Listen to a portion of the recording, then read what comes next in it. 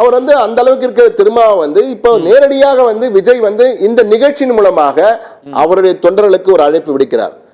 உங்கள் தலைவர் இந்த நிகழ்ச்சியில பங்கேற்க நெருக்கடிக்குள்ள இருக்கார். அம்பேத்கர் வெளியீட்டு புத்தக வெளியீட்டு விழாவிலே பங்கேற்க முடியலையே அப்படின்னு தொல் திருமாவுக்கு நேரடியாக செக் வைக்கிறாரு. அது சொல்றாரு. வேங்கை வேல்வி பிரச்சனையும் அவர் சொல்றாரு. வேங்கை வேல்வி பிரச்சனை இதுவரை நடவடிக்கையே எடுக்கல. ஆனா நீங்க வந்து அந்த கூட்டணியில தான் நீங்க இருக்கிறீங்கிறதையும் அவர் மறைமுகமா சுட்டி காட்டுறாரு.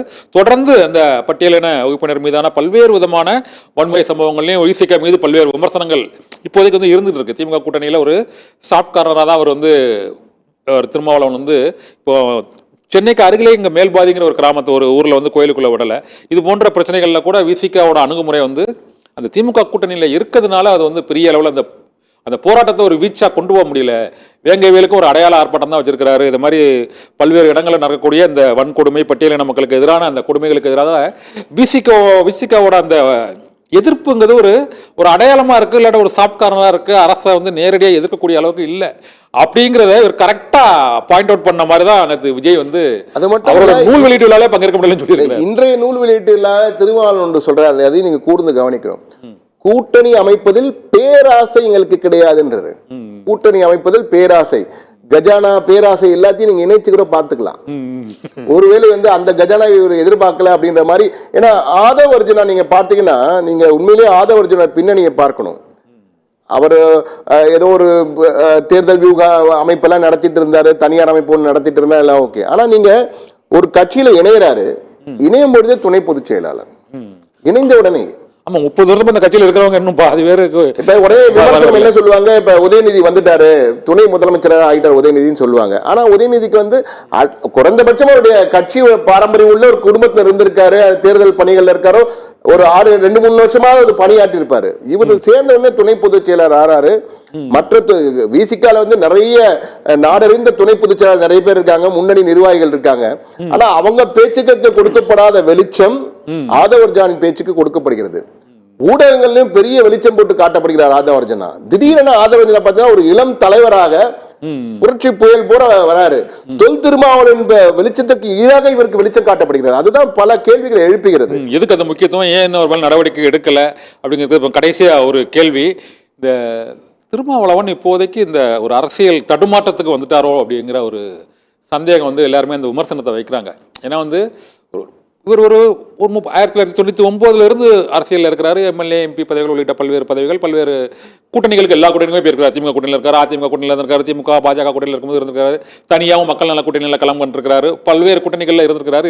இருந்தாலும் கூட இப்போ திமுக கூட்டணி தான் நமக்கு வந்து நீங்கள் ஏற்கனவே சொன்ன மாதிரி அதான் நமக்கு ஒழுங்காக பலன் அளிக்கும் அப்படின்னு அவர் முடிவு பண்ணியிருக்கலாம். ஆனால் இதை வந்து தைரியமாக எதிர்கொண்டிருக்க வேண்டியது. அந்த ஒரு பெரிய நடிகர், உச்சபட்ச நட்சத்திரம் விஜய் ஒரு கட்சி ஆரம்பிச்சிருக்கிறாரு, ஒரு நூல் வெளியிட்டு விழா, அம்பேத்கரை பற்றி அவர் பேசுறத இவரை விட அவர் அதிகமாக பேசுகிற போதில்லை விஜய். இவருக்கு வந்து அதில் என்ன ஒரு தயக்கம், இன்னொன்று இந்த ஒரு அந்த இப்போ உள்ள அரசியலுக்கு தற்போதைய அரசியலுக்கு வந்து அவர் வந்து தன்னை தகவமைத்துக் கொள்ளலையோ, இல்லைன்னா அந்த பிரச்சனையை இவ்வளவு தடுமாற்றத்தோடு தவிர்க்கிறதுக்கு 8 பக்க அறிக்கை வரக்கூடிய அளவுக்கு விஜய் ஒரு மிகப்பெரிய அரசியல் தலைவரா, இல்லை அந்த நிகழ்ச்சி ஒரு பெரிய நிகழ்ச்சியா, இல்லை இவ்வளவு ஒரு தடுமாற்றம் திருமாவளவனுக்கு இருந்ததற்கான ஒரு காரணம் என்னன்னு நினைக்கிறீங்க நீங்க? இல்ல, மிக நெருக்கமாக அவருடைய பல ஆண்டுகால அரசியல் நகர்வுகளை நேரடியாகவும் அருகிலிருந்தும் பார்த்தவன் என்ற முறையில் இந்த கருத்தை சொல்றேன். திருமா மிக தெளிவாக முடிவெடுக்கக்கூடியவர். அவர் ஒரு சிறந்த அரசியல்வாதி அல்ல, மாற்று கருத்தே இல்லை. தெளிவாக தன்னுடைய கட்சி, தன்னுடைய தொண்டர்கள், தன்னுடைய எதிர்கால அரசியல் இதையெல்லாம் பார்த்துத்தான் அவருடைய ஒவ்வொரு அணுகுமுறையும் காய் நகர்த்தம் இருக்கும். ஒரு சில முறை அதிலே அவர் தவறி இருக்கிறார், ஆனால் பல முறை அவர் ஜெயித்திருக்கிறார். அவருடைய நகர்வுகள் அவருக்கு வெற்றியை தந்திருக்கிறது, கட்சியை வளர்த்திருக்கிறது, கட்சியை விரிவடைய செய்திருக்கிறது. தமிழகம் மட்டுமல்ல மற்ற மாநிலங்களிலும் கிளைகளை தொடங்கும் அளவுக்கு அவருடைய கட்சியை விரிவடை செய்திருக்கிறது. ஆனால் இதில் ஒரே ஒரு சந்தேகம், இந்த நிகழ்ச்சிக்கு ஏன் இத்தனை வெளிச்சம்? அதே என்ன திருமாவோட அறிக்கையிலே சொல்லியிருக்காரு, எப்போதும் இல்லாத அளவுக்கு இந்த நிகழ்ச்சி அவ்வளோ பெரிய அளவுக்கு பேசப்பட்டது ஏன் எனக்கு தெரியல, உள்நோக்கம் சதி இருக்கிறதோ என்ற ஒரு கேள்வியை மறைமுகமாக எழுப்பியிருக்கிறார். எனவே இதில் ஒரு பெரிய பின்னணி சக்தி செயல்பட்டு கொண்டிருக்கிறது திருமாவை உடைப்பதற்காக. ஆனால் திருமா மிக தெளிவாக மீண்டும் மீண்டும் சொல்கிறார், என்னுடைய நிலைப்பாட்டில் உறுதியாக இருக்கிறேன். அந்த நிலைப்பாடு திமுக கூட்டணியில் இருப்பதுதான் என்பது தற்போதைக்கு தெரிகிறது. ஆனால் அரசியல் ஏற்கனவே நான் கூறியது போல நிரந்தர நண்பனும் இல்லை, நிரந்தர பகைவனும் இல்லை.